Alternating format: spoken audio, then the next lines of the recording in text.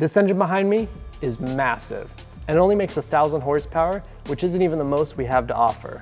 So today, we're going to talk about all the performance options that Rezvani offers for their engine selection. Then we're going to talk about how they're designed, how they're built, and some of the engineering behind them.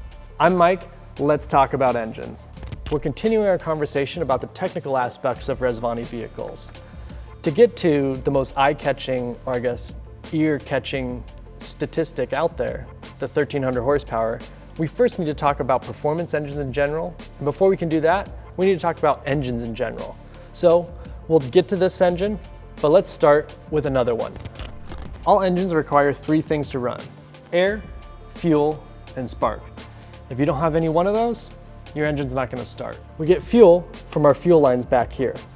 That's what allows the engine to create combustion, which is the whole point of an internal combustion engine. Now we also need spark. With all that fuel in the engine, if we have no spark, there's no combustion. So we get spark from the spark plugs here, and that ignites the fuel. But without any air, we still can't run the engine. So air comes through this box here, goes through this tubing, and goes into the intake manifold at the top of the engine. Now air is where we get to mess with the engine a little bit. If we can force more air into the engine, we can create more power. It's kind of similar to how a candle works, where a candle, if you blow on it, the flame gets bigger. Even though the candle's burning the wax, the oxygen from you blowing on it creates a bigger flame because it can now burn more wax at a time. Well, the same thing happens inside of an engine. The more oxygen we can get into this engine, the more fuel we can combust. So if we can force more air into the engine, all of the sensors will read that there's more air coming into the engine, the car will send more fuel into the engine, and we can create more power. To force more air into an engine, there's two ways we can do this: turbocharging and supercharging. There's actually more ways. We can combine the two to create something called twin charging, which is a turbo and a supercharger combined. We can also use an electrically driven turbocharger, which won't have the turbo lag that turbos are famous for. We chose to supercharge our performance engines because with a supercharger, you receive immediate power. You don't have to wait for a turbo to spool up, which creates that famous turbo lag that people talk about. While superchargers are less fuel efficient than turbochargers, that's not usually a main selling point of a vehicle this size. So we'll start with our entry-level 500 horsepower engine. It's not turbo or supercharged. It's something called naturally aspirated, which means it doesn't have any forced induction. And with 6.4 liters of displacement, it creates 460 pound-feet of torque to go along with that 500 horsepower. This is a supercharger, which is what gives us our 700 horsepower in our next engine. It bumps up to 700 horsepower, and we actually go down in engine size, 6.2 liter versus 6.4 liter.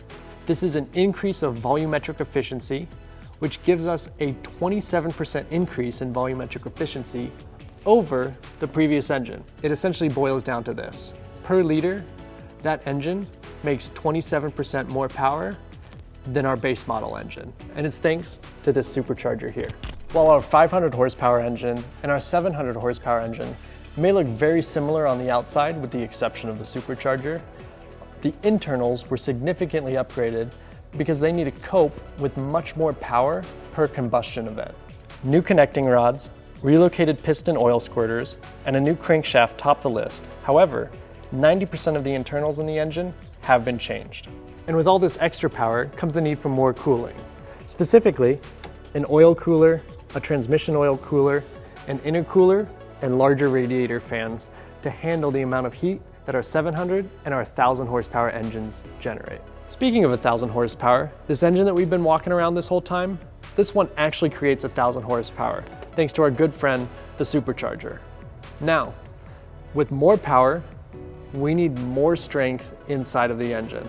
So again, 60% of the internals have been replaced and upgraded with new, stronger internal components. So the upgraded components in the 1,000 horsepower engine start with a new crankshaft, new pistons, and new connecting rods. But not only do we have to upgrade those components, we also have to upgrade the fasteners that hold them together, because the fasteners aren't able to deal with the amount of power coming out of each combustion event. So we've upgraded all the fasteners inside the engine holding all those internal pieces together. So now we need even more upgrades to cooling and lubrication inside the engine. So the piston oil squirters, already upgraded for the 700 horsepower engine, again, doubled in efficiency.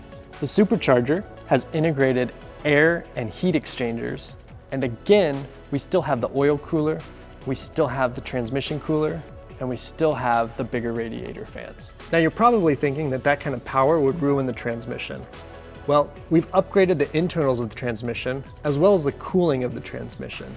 So this oil pan here helps us cool the transmission down, and these lines here run the transmission oil cooler up to the front for increased airflow so that we can keep all of this nice and cool.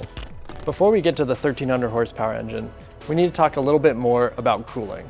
Not so much cooling, but about operating temperature and engine break-in. Now you may be saying, I don't need a break in my engine.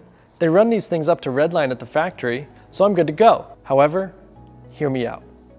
Metal expands when it's heated.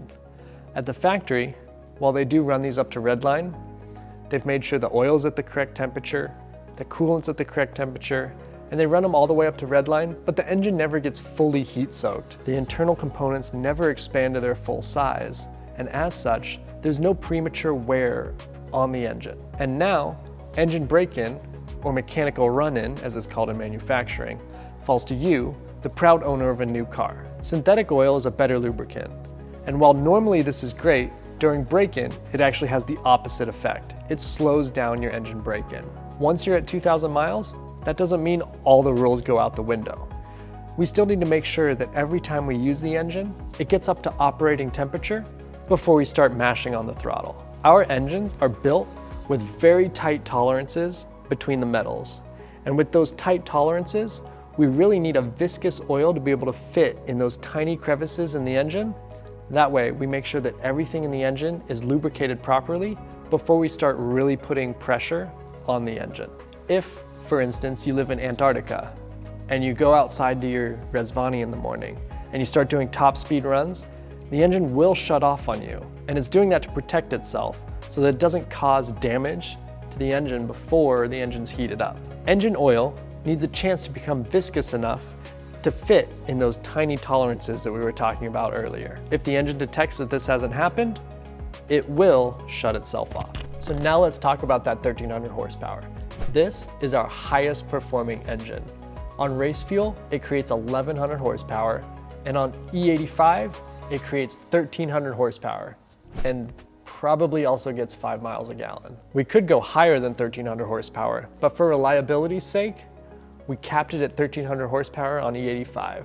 The more you push an engine, the less reliable it is. So if we were to try to get 15, 16, 1700 horsepower out of the engine, it now becomes less reliable and it's not as good of an engine in a consumer car.